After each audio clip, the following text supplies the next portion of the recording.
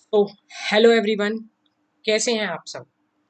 This is Kapil Sharma and you are watching your favourite channel KDSG। So जैसा कि आप सब जानते हैं, हमारे देश में कोरोना बहुत ही तेजी से फैल रहा है और इस कोरोना के चलते हमारे बहुत सारे एग्जाम्स कैंसिल या पोस्टपोन हो गए हैं। इन्हीं में से एक एग्जाम है एयरफोर्स XY ग्रुप एग्जाम 2020, जो कि 18 अप्रैल टू 24 अप्रैल 2021 के बीच होना था। लेकिन ये एग्जाम पोस्टपोन्ड हो गया है। अब एक बात जो मैं आप सबसे कहना चाहता हूँ, that this exam has been postponed. आपको ये चीज समझ लेनी चाहिए कि एग्जाम पोस्टपोन्ड हो चुका है। तो फिर आप और वीडियोस में क्यों लगे हुए हैं?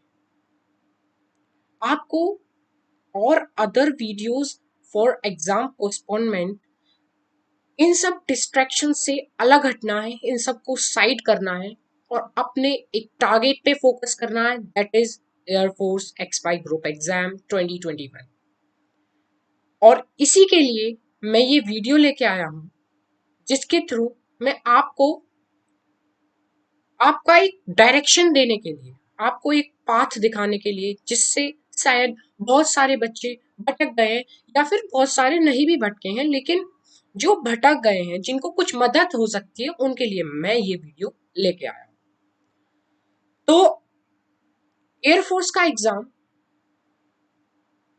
जैसा कि आप सबको पता है कि ये पोस्टपोन हो चुका है, लेकिन आपको क्या टारगेट रखना है कि this exam will be conducted after 15 days, क्योंकि ये 15 दिन से पहले तो कंडक्ट होना नहीं है।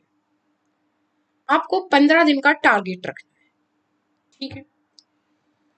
तो air force XY group, think of your level, push your limits, just go ahead. आपका लेवल क्या है?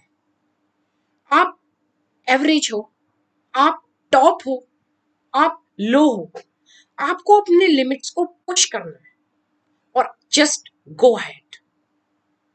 सिर्फ आगे चलो, सब डिस्ट्रैक्शंस को साइड करो, अपने दिमाग में सिर्फ एक चीज रखो, एयरफोर्स XY ग्रुप एग्जाम हमें क्रैक करना है।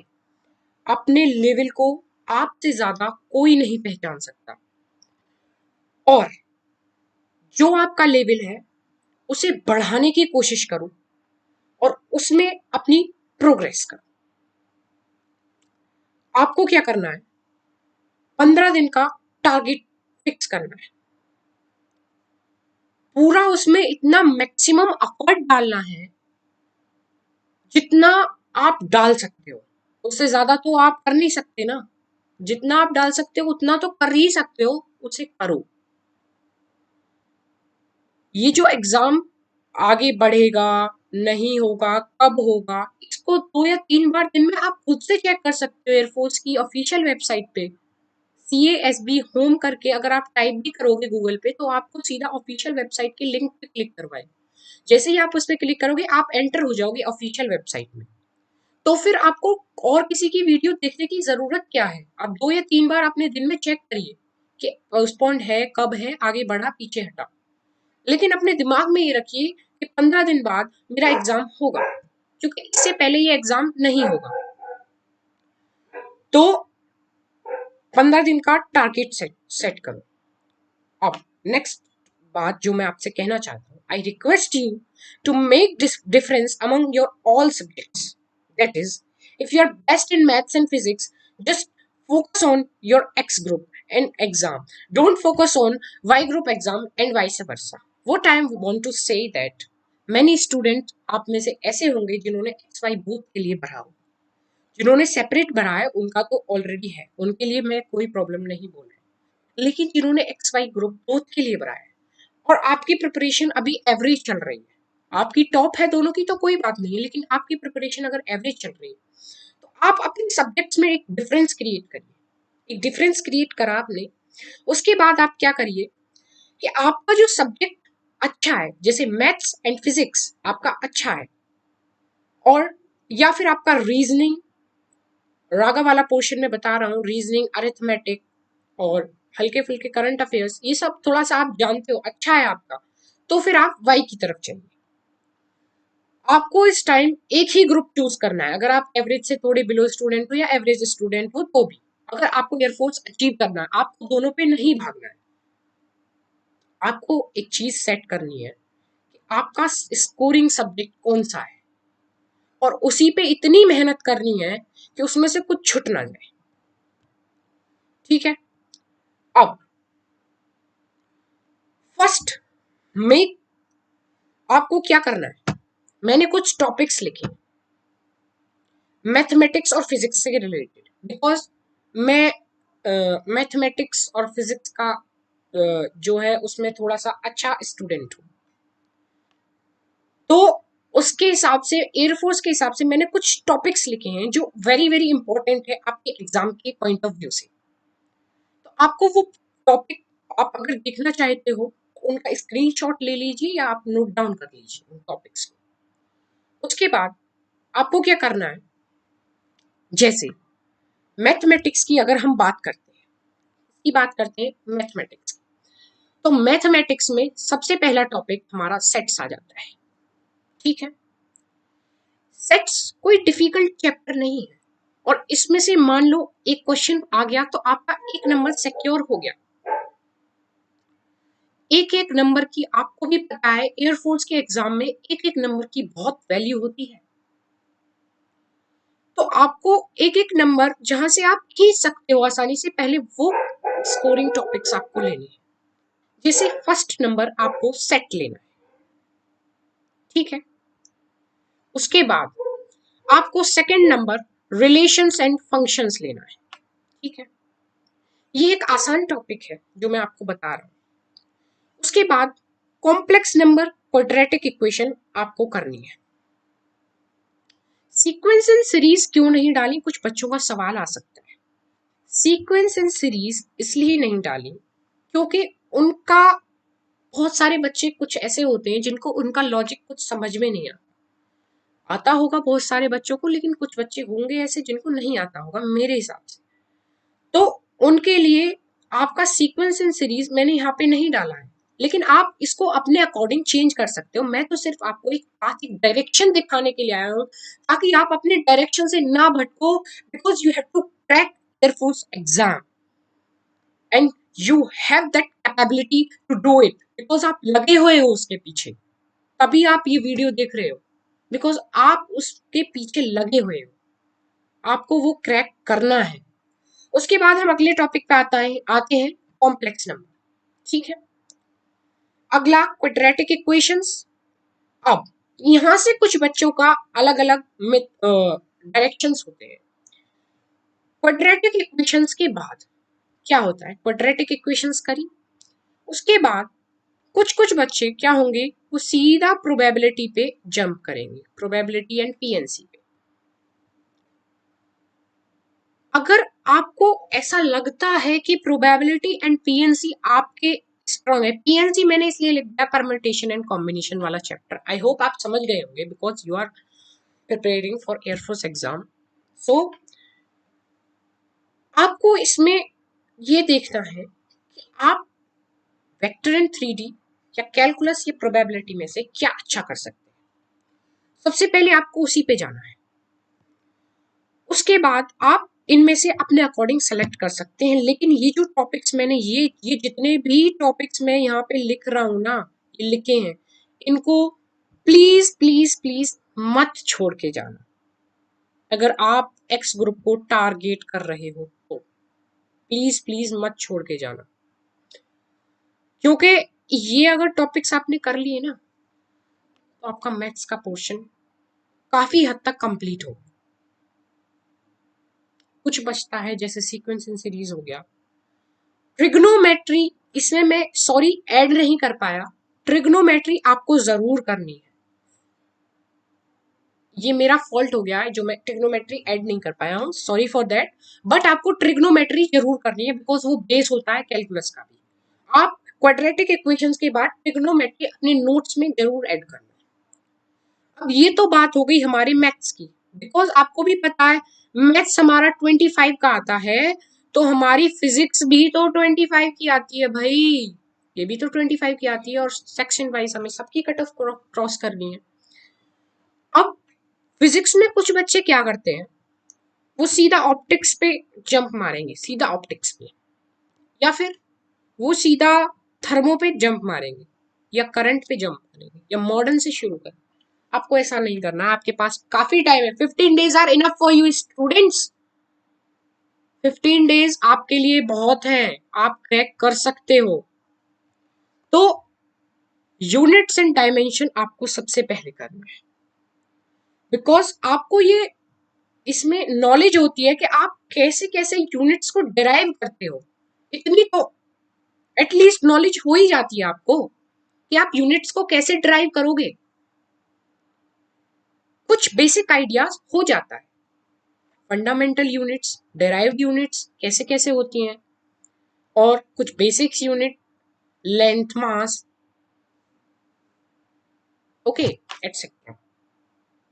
सो उसके बाद आपको वेक्टर्स, आप यहीं पे अगर वेक्टर कंप्लीट कर लोगे तो आपको इसको यहाँ पे करने की कोई जरूरत नहीं है, अगर आप यहाँ पे इसको अच्छे से कंप्लीट कर लेते हो। लेकिन अगर आप इसको यहाँ पे ड्रॉप करते हो, कोई और चैप्टर सेलेक्ट करते हो, तो आपको वेक्टर्स करना जरूरी है फिजिक्स में, इससे एक ना एक क्वेश्चन फंस सकता है।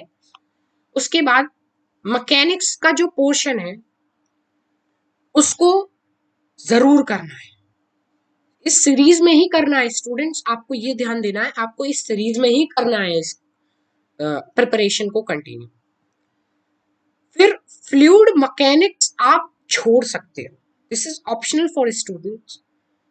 ऑसिलेशन एंड वेव्स उसके बाद करना है, उसके बाद आपको थर्मो करना है, तो आपका एक बड़ा पोर्शन कंप्लीट हो जाएगा।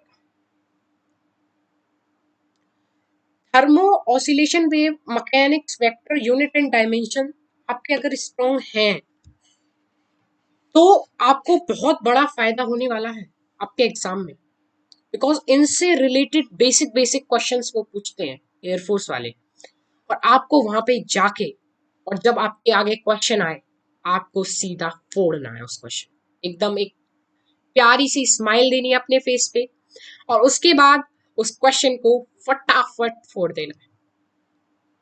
उसके बाद आपको इलेक्ट्रोस्टैटिक से शुरू करना है, करंट, इलेक्ट्रिसिटी, ऑप्टिक्स, देन फिर मॉडर्न फिजिक्स। ये आपका सीक्वेंस होना चाहिए मेरे पॉइंट ऑफ व्यू से। आपका जैसा होगा आप उसे मैनेज कर सकते हैं, लेकिन जो मेरा पॉइंट ऑफ व्यू है, आप इसको तो छोड़ना ही मत। Unit and dimension, vectors, mechanics, इसे तो सीरीज में ही लाना, उसके बाद आप जंप कर सकते हो अपने अकॉर्डिंग, इसे तो आप सीरीज में ही लाना।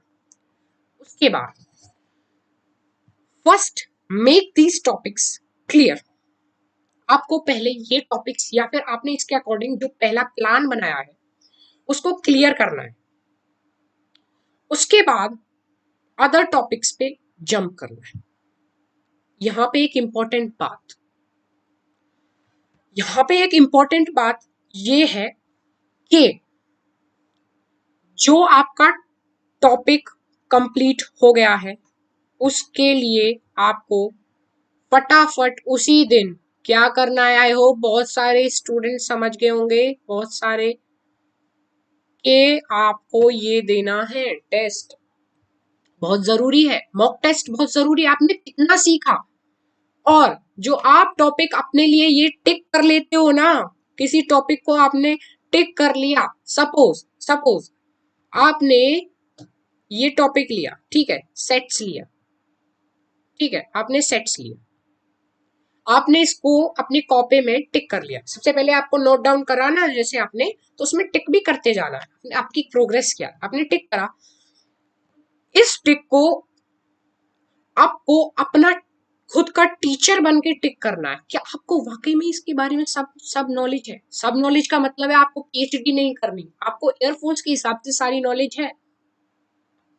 प्रीवियस ईयर क्वेश्चंस लगाने हैं, मॉक टेस्ट लगाने हैं एयरफोर्स के हिसाब से, तो आपको इतनी नॉलेज है वाकई में, तो ही आपको इस टिक को करना है। ये टिक मतलब कि बहुत बहुत बड़ी चीज मान के चलनी है आपको ये टिक को, बिकॉज अगर आप खुद को जज अच्छे से करोगे तो आपका बहुत अच्छा फायदा होने वाला है फ्यूचर में।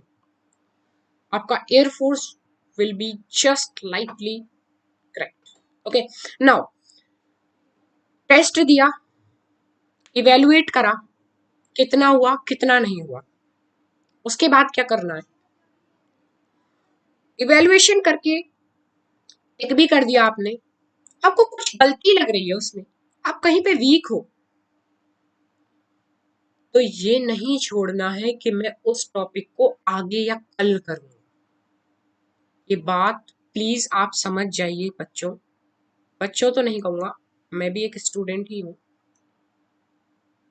गाइस कह सकता हूँ, गाइस प्लीज ये बात समझ जाइए कि आपको ये चीज छोड़ देनी है, टालने वाली हरकत बंद कर देनी है। अगर आपका थोड़ा सा भी, इतना सा भी काम, ज्यादा काम रह गया है किसी चैप्टर में, आपको उसी दिन का, मैं सोऊंगा भी जब जब मैं इसको कंप्लीट कर लूंगा, क्योंकि मुझे इंडियन एयरफोर्स एकेडमी बेलगांव जाना है। ये बात आपके दिमाग में हर समय होनी चाहिए। पोस्टर लगा लो अपने टेबल के सामने, वॉल पे, I A F, Indian air force academy, okay, please poster लगा लो, और उसकी कोई फोटोज हो तो उसे लगा लो, राफेल की पिक्चर लगा लो, तो ऐसी फोटोज लगाओ जिससे आपको मोटिवेशन थोड़ा सा मिले।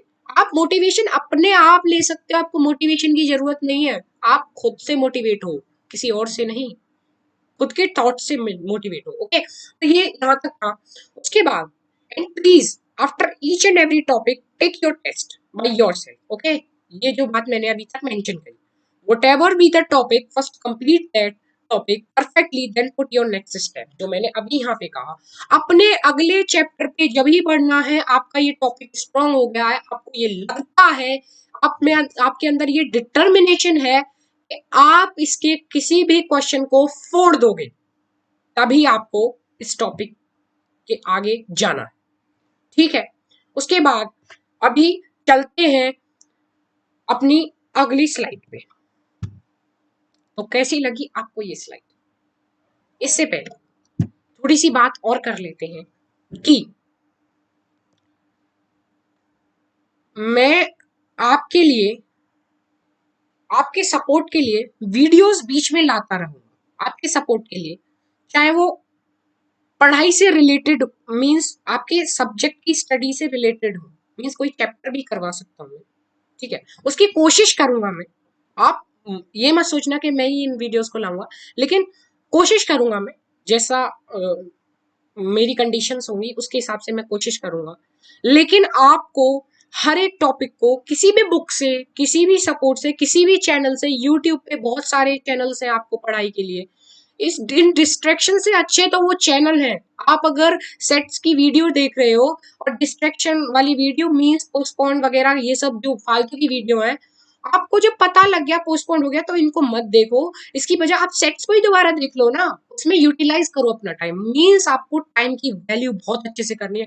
मैं इस चीज को बार बार क्यों कह रहा हूँ, बिकॉज मैं चाहता हूं कि आप सब, जो भी तैयारी कर रहा है, ये नहीं जो इस वीडियो को ही देख रहा है, जो भी तैयारी कर रहा है अपने अच्छे मेहनत से, वो इसमें जरूर कामयाब हो और वो इन डिस्ट्रैक्शन से फेल ना हो।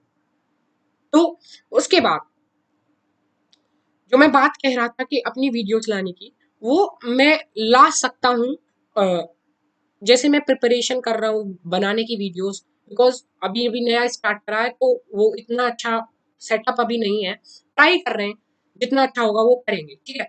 अब उसके बाद आपको ऐसे ऐसे अपनी तैयारी करनी है, मीन्स फोकस्ड वाइज आपको प्लान बनाना है, स्टडी प्लान आपको खुद से तैयार करना, किसी का स्टडी प्लान नहीं, किसी की स्ट्रेटेजी नहीं, बिल्कुल नहीं जी, आपको अपने हिसाब से तैयार करनी है, बिल्कुल नहीं, आपको किसी की स्ट्रेटेजी नहीं लेनी, आपको खुद की लेनी है, खुद की।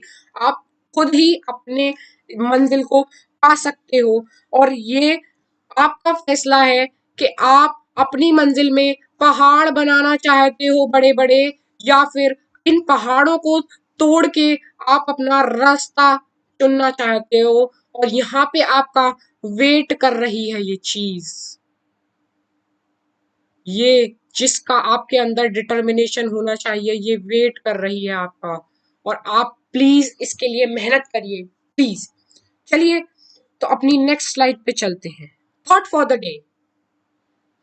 This is what our brave soldier think about the enemies. May God have mercy on our enemies because we want. May God, भगवान करे, हमारे, मीन्स ये सोल्जर्स बोल रहे हैं, हमारे दुश्मनों पे रहम करे भगवान, बिकॉज हम तो करने नहीं वाले। ये डिफेंस की तरफ से मैसेज आपके लिए, जो अगर आपका ये सोल्जर जो आपके लिए प्रोटेक्शन दे रहे हैं वो इतनी अच्छी बातें बोल सकते हैं, तो आप अपने लिए सेल्फ मोटिवेशन नहीं ला सकते? वो अकेले वहां पे खड़े होके अकेले खड़े होके वो खुद को मोटिवेट कर लेते हैं ऐसी ऐसी बात कह के। तो आप खुद को सिर्फ पढ़ाई के लिए मोटिवेट नहीं कर सकते? खुद से, मैं किसी चैनल से बात नहीं कर रहा हूँ, खुद से मोटिवेट करिए। मोटिवेशन बाहर से नहीं, पागलपन आपके अंदर होना चाहिए। पागलपन को अंदर से आगे लाओ, बिकॉज पागलपन बहुत ही जरूरी है किसी भी फील्ड में। आपको एयरफोर्स का पागलपन होना चाहिए, मुझे भी क्रैक करना है तो क्रैक करना है। ठीक है, तो इसी के साथ आज की इस वीडियो को हम यहीं पे खत्म करते हैं। Thanks for watching this video. Please like, share and subscribe to our channel if, because हमने अभी अभी स्टार्ट करा है इस चैनल को, तो सपोर्ट करिए अगर आपको हमारा चैनल अच्छा लगता है। तो इसी के साथ हम आज का लेक्चर अपना यहीं पे ओवर करते हैं। अगर आपको अच्छी लगी हो वीडियो, तो जैसा कि मैंने बोल दिया, लाइक, शेयर एंड अपने दोस्तों में भी शेयर करिए जिनको इसकी ज़रूरत है, और सब्सक्राइब करिए हमारे चैनल को। So thank you guys. Please please please last में भी बोल रहा हूँ, प्रिपेयर अच्छे से करना और डिस्ट्रैक्शन को दूर हटा देना। Thank you.